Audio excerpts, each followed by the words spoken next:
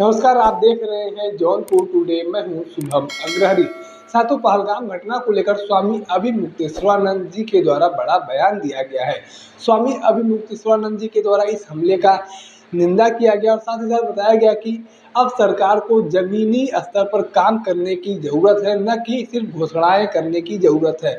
सिंधु जल समझौते को लेकर भी उनके द्वारा बड़ा बयान दिया गया और कहा गया कि सरकार के द्वारा सिंधु जल समझौता रद्द करने की बात कही गई है, लेकिन सरकार कहीं न कहीं लोगों को गुमराह करने का काम कर रही है। सरकार जब तक कि ज़मीनी स्तर पर कोई बड़ी कार्रवाई नहीं करती है, तब तक देश की जनता गुमराह होने वाली नहीं है। अक्सर पाकिस्तान के साथ जब भी कोई मैटर होता है तो बड़ी-बड़ी घोषणाएँ कर दी जाती हैं, लेकिन ज़मीनी स्तर पर कोई कार्रवाई नहीं किया जाता है। बीते दिनों जिस तरीके से जम्मू कश्मीर के पहलगाम से घटना सामने आया है, इस घटना ने पूरे देश को झकझोर दिया है और एक बार फिर यह साबित कर दिया है कि आतंकवाद का भी कोई न कोई धर्म होता है। अब यह नहीं कहा जा सकता कि आतंकवाद का कोई धर्म नहीं होता है। ऐसे में सरकार को ज़मीनी स्तर पर बड़ी कार्रवाई करने की ज़रूरत है।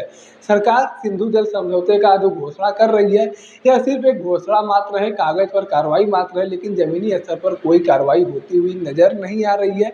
सरकार को बड़ी कार्रवाई करने की ज़रूरत है। साथ ही साथ शंकराचार्य स्वामी अभिमुक्तेश्वरानंद जी के द्वारा बताया गया कि यह कहीं न कहीं हिंदुत्व के लिए भी चुनौती है। जिस तरीके से इस घटना को अंजाम दिया गया है, ऐसे में हिंदुत्व के लिए भी यह चुनौती है।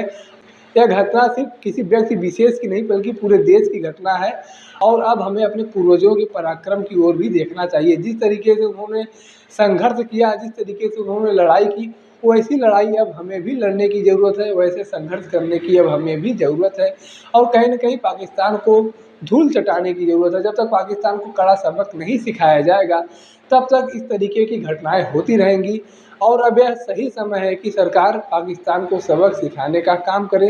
अन्यथा आज कुछ बातें कही जाएँगी, कल कुछ बातें कही जाएँगी और सभी घोषणाएँ जो है वह कागज़ पर होकर रह जाएँगी और आने वाले दिनों में फिर इस तरीके की घटनाएँ होती रहेंगी, जब तक कि सरकार के द्वारा कोई बड़ा कदम नहीं उठाया जाएगा।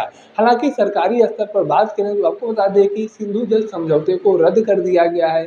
साथ ही साथ राजनयिक संबंधों को भी घटा दिया गया है और साथ ही साथ जो भी पाकिस्तानी नागरिक भारत में रह रहे थे, उन्हें 48 घंटे के अंदर भारत छोड़ने के लिए कह दिया गया है। यह तमाम प्राथमिक कार्रवाई जो है सरकार के द्वारा कर दी गई हैं और आगे का प्लान बनाया जा रहा है। आगे क्या कुछ होता है, क्या कुछ नहीं होता है, यह तो वक्त ही तय करेगा, वक्त ही बताएगा। लेकिन वर्तमान समय में 3-4 कड़े फैसले सरकार के द्वारा लिया गया है।